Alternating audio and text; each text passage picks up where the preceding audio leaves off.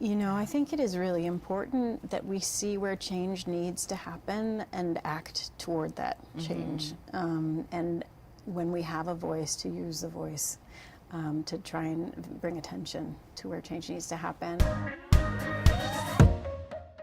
Now, first of all, before we get into anything, I've always wanted to interview you and tell you that I literally have had the biggest woman crush on you for like decades. So just wanted to get that out. Thank you. Just wanted to get Thank that you.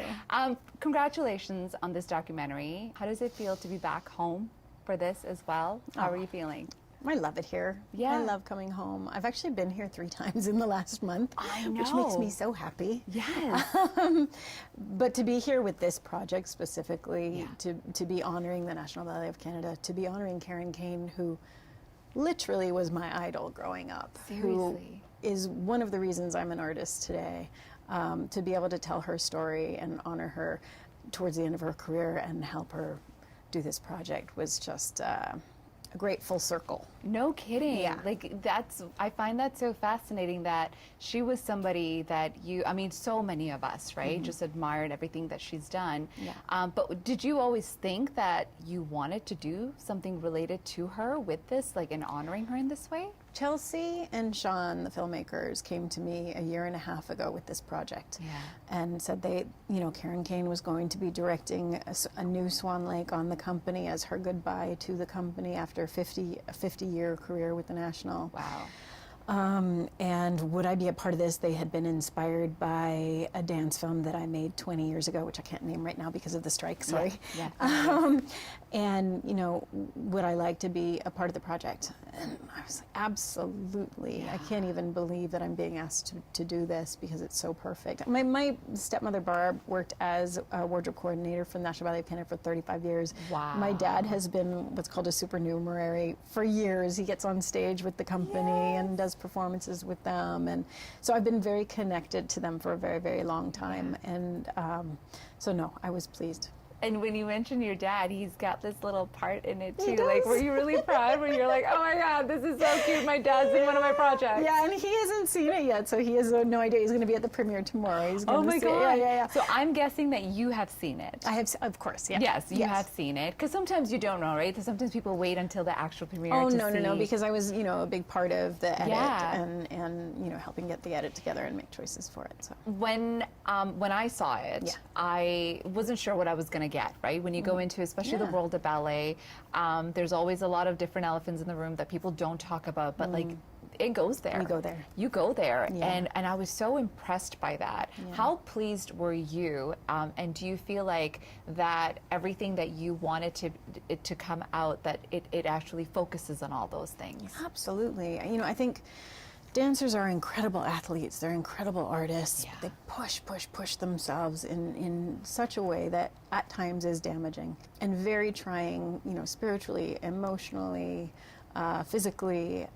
So it's not just that, but this film also raises the issue of racism in the ballet world, which, has been going on for a long time and needed to be addressed. And I really admired Karen for her decision. She made the choice to take the tights off the dancers so that all different colored skin could be revealed. Yeah. We don't all have to look the same. Dancers don't all have to be this one unit. And they're not like painting their skin white, which is unbelievable now when we think about it. When you think about it. When even watching the documentary, I was like, wow, this is amazing how normal it looks when they're not wearing the tights.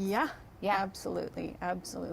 And although it was a challenge for some of the dancers in the company, just because they're so used to being protected by these pink tights, for so many of the dancers, it was like, this is who I am. Yeah. Please don't make me try and be something that is not who I am, not how I was raised, not my culture, not me. So it's really beautiful to see that transition happening in the ballet world. And the transition happening and like the movement that is actually happening faster. Yeah. In some industries, things don't move along Quickly, as quickly as we would hope. Yeah. But I feel like this one, especially this documentary, is really going to be eye-opening for a lot of people. Yesterday at the Red Carpet Gala, I also had a chance to catch up with the chief negotiator of SAG-AFTRA, Duncan, who was in town, who was able to talk about the strike that is happening as well. How does it feel knowing that it is also something that you have been very vocal about, equality, pay, all of that, but knowing that your old boss, Kevin, is also rooting and saying, no, I stand with Neve. Like, what does it feel like knowing that you've got so many people also standing with you? Phenomenal. You know, I think it is really important that we see where change needs to happen and act toward that change. And when we have a voice, to use the voice to try and bring attention to where change needs to happen. And when supported by other people who may not be the victims of that, it's great. It makes us so much stronger. So to have Kevin backing me, I'm not supposed to talk about any project specifically, but to have him backing me pay grade and pay equality means a lot. Absolutely. It's so important. And I mean, that's one of the things Duncan talked about too, you know, just having that solidarity, the fact that people are able to still come and promote the artwork that is what we're all fighting for and standing together for. And to have that support, it's so important to know that. Especially, I feel like when you have like your old bosses, male figures who are respected in the industry as well. Do you know what I mean? Like as a woman, you're just like the more men who in the industry who can come and stand beside you. It just means a lot because you feel like you're not alone. Right. You need allies. Exactly, allyship. Like you said, you've lived in Toronto back and forth. You're like, hey, I think I'm back home living here now. I was just covering my mosquito bites up. I was like, you know, you're Canadian when I was at the cottage like 3 weeks ago. So. They're brutal this year too. They're so brutal this year. But you were also here for the Fan Expo Canada with your other friends who I feel like, I don't know, it's like you guys are just inseparable and it's like a club I want to be in. Like, how is that friendship? So special. I mean, Matthew Lillard, Skeet Ulrich, Jamie Kennedy, we're like a little touring company now when we do these touring events. Company. And we're allowed, I just want to specify, we're allowed to do these events. We're allowed RESAG, we're allowed to do conventions. They're hilarious, and we're such old, I mean 30 years now really, or 25 years, whatever the number is. We've got a lot of stories together. Seriously. And we really enjoy each other's company, and we really enjoy the fans. We like going to the fans, getting their stories, hearing their experiences, hearing how much these films mean to them. It's lovely. So when your friends come to your hometown, is there a specific place that you like to show them off to, and you're like, come along with me on a little Toronto tour? To be honest, we don't have time on those things. I mean, honestly, we're so exhausted by the end of the day. You mean you don't invite them to your cottage now? No, I couldn't.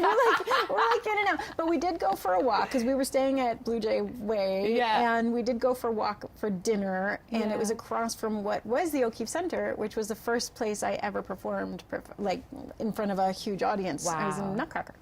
Wow! When I was 9 and 10 years old, do which you no still longer dance? the O'Keefe. Do you still dance at all? No. I mean, in my bathroom. Yeah, I know. So I did this little segment for eTalk, and where because I was a dancer, like you said, I hung up my dancing shoes years ago. But do you ever get like the itch to just like go into the studio and just for sure.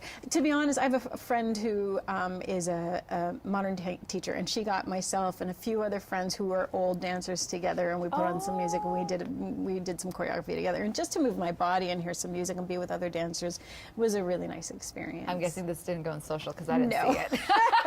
I don't know if you noticed, I'm not a big social person. I know, you're not. Like, dang it. Listen, congratulations on this documentary. You're such a boss, babe. It's so great to finally meet you. And I can't wait for everybody to see this documentary because it's done so beautifully. I really appreciate it. Yeah, it really honors like dancers and that world in such a beautiful way. The filmmakers did a great job, so I'm glad you think so. Well, I'm excited to meet Karen right now, too, because I think we're going to chat with her soon. Awesome. Thank you. Thank you. Like the video? Then hit the button, or better yet, drop us a comment. Then check out our latest videos here. And don't forget to subscribe by hitting the button here for more celebrity interviews and entertainment news.